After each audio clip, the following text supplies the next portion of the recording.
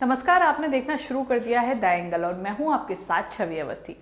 दोस्तों, राजस्थान में गहलोत खेमा और पायलट खेमा जग जाहिर है किस तरह से आपसी एक कलह चलती आई है, किस तरह से आपसी द्वंद चलता आया है। लेकिन अब कुछ हालात बदलते नजर आ रहे हैं और ये शुरुआत हुई है हेमाराम चौधरी का जो इस्तीफा दिया गया उसके बाद से। दरअसल इस्तीफा दिया गया, इस्तीफा के बाद से कहा जाने लगा कि ये इस्तीफा मंजूर नहीं किया जाएगा और कुछ ऐसा ही अब नजर भी आ रहा है। हालांकि ऑफिशियली अभी तक किसी तरह की कोई भी घोषणा नहीं हुई है, लेकिन इसी बीच विधानसभा में कुछ समितियों का गठन किया गया और इन समितियों में से एक समिति में हेमाराम चौधरी को अहम जिम्मेदारी दी गई सभापति के तौर पर। अब जब हेमाराम चौधरी को वहां सभापति बना दिया गया तो ऐसे में एक बात साफ हो गई कि उनका इस्तीफा मंजूर नहीं किया गया है।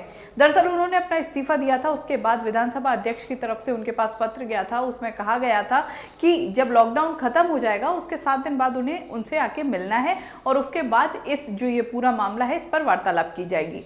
लेकिन बीच में हेमाराम चौधरी जयपुर भी आए, विधानसभा भी गए। जब एक लॉकडाउन खत्म हुआ तो उसके बाद विधानसभा से कहा गया कि अभी लॉकडाउन पूरी तरह खत्म नहीं हुआ है, जब पूरी तरह खत्म हो जाएगा उसके बाद ही बात हो पाएगी। अब ऐसे में बीच में ही जब उन्हें एक विधानसभा समिति का अध्यक्ष बना दिया गया उसके बाद से ही एक बात तो साफ है कि उनका इस्तीफा मंजूर नहीं हुआ है। वहीं हेमाराम चौधरी की तरफ से भी बयान आया, उनका कहना है कि उन्होंने इस्तीफा भेज रखा है, अभी तक किसी तरह की आगे कोई वार्तालाप नहीं हुई, लेकिन अभी तक वो विधायक है और ऐसे में विधानसभा अध्यक्ष ने अगर उनको कोई जिम्मेदारी दी है तो वो एक विधायक होने के नाते दी है। एक बात साफ है कि कहीं ना कहीं एक दबाव की राजनीति बनाई की जा रही थी, दबाव लगाया जा रहा था, जिसका फल हेमाराम को मिला भी। और ये फल मिला जब उनकी मांगे पूरी हुई। उन्होंने अपने विधानसभा क्षेत्र को लेकर कुछ मांगे की थी, 2 मांगे मुख्य रूप से थी और वो दोनों ही मान ली गई, जिसके बाद से कहा जा रहा था कि हेमाराम चौधरी की मांगे पूरी होने के बाद वो कहीं ना कहीं अब संतुष्ट हैं और इस्तीफा प्रकरण यहीं खत्म हो जाएगा। इसी के साथ एक चीज और ध्यान देने की है कि जो ये समितियां बनाई गई हैं, इन समितियों में सचिन पायलट गुट को काफी ज्यादा तवज्जो दी गई है। पायलट गुट के अधिकांश विधायकों को समितियों में जगह दी गई है, चाहे वेद प्रकाश सोलंकी हो, मुरारी लाल मीणा हो या अन्य विधायक, सभी को कहीं ना कहीं एडजस्ट करने की कोशिश की गई है।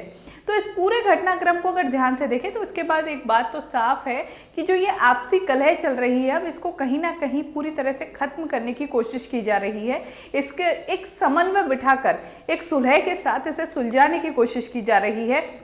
अब मुख्यमंत्री अशोक गहलोत की तरफ से भी आगे बढ़ने की प्रयास हो रहे हैं जिससे कि ये पूरा जो घटनाक्रम है इसको शांत किया जा सके, कांग्रेस को मजबूत किया जा सके। हालांकि पायलट गुट का क्या रुख रहता है, क्योंकि लगातार पायलट गुट की तरफ से जिस तरह की बयानबाजी आई है उसके बाद एक बात तो साफ लगती है कि वो अभी कहीं से भी सुलह के मूड में नहीं है। जो उनकी मांगे हैं उन पर अड़े हुए हैं। आला कमान इस मामले में बीच में आ चुका था, सचिन पायलट खुद आला कमान से मिलने गए, हालांकि आला कमान से मुलाकात हो नहीं पाई। लेकिन ऐसे में अब जिस तरह से स्थितियां परिवर्तित हो रही हैं, जिस तरह से कोशिश की जा रही है, एक कोशिश है कि मंत्रिमंडल विस्तार से पहले कुछ ना कुछ ये जो आपसी कलह है इसको कम किया जा सके, साथ ही एक समन्वय स्थापित किया जा सके। अब देखना होगा कि जो ये विधानसभा समितियां गठित की गई इनमें जो पायलट जो गुट है उसको तवज्जो दी गई है, उसके बाद किस तरह का रुख रहता है पायलट गुट का और आगे क्या कुछ किया जाता है इस पूरे जो एक कह सकते हैं कि ये घटनाक्रम चल रहा है उसके पटाक्षेप के लिए। इस तरह की खबरों के लिए द एंगल जरूर देखते रहिए। चैनल पसंद आया शेयर करना ना भूलें। नमस्कार।